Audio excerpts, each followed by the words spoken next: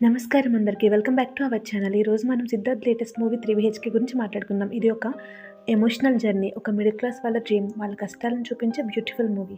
Story వచ్చేసి మనందరికీ ఒక ఇల్లు కొనడం అనే డ్రీమ్ ఉంటుంది కదా! ఎస్పెషల్లీ మిడిల్ క్లాస్ ఫ్యామిలీస్‌కి.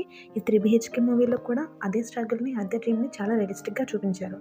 సిద్ధార్థ్ క్యారెక్టర్ వచ్చేసి ఒక మిడిల్ క్లాస్ ఇంజినీర్. చిన్నప్పటి నుంచి ఒక డీసెంట్ హౌస్ కొనాలని అనుకుంటూ ఉంటాడు.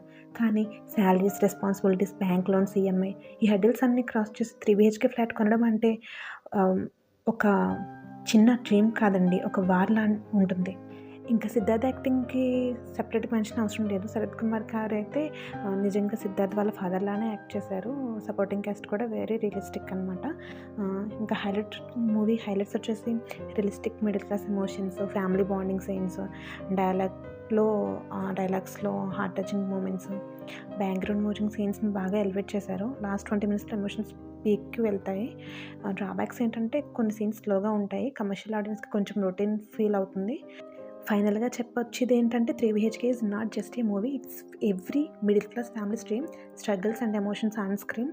ఇల్లు కొనడం అనే డ్రీమ్, అది కూడా ఒక సింపుల్ హౌస్ కాదు. అది ఒక ఐడెంటిటీ, ఒక సెక్యూరిటీ అనే పాయింట్‌ని మూవీ బాగా హైలైట్ చేశారు.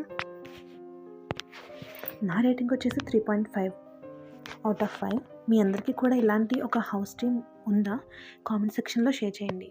ఈ వీడియో నచ్చితే తప్పకుండా లైక్ చేయండి. మన ఛానల్‌ని సబ్స్క్రైబ్ చేయండి. మళ్ళీ ఒక ఇంట్రెస్టింగ్ మూవీ రివ్యూతో కలుద్దాం. Thank you. జై హింద్.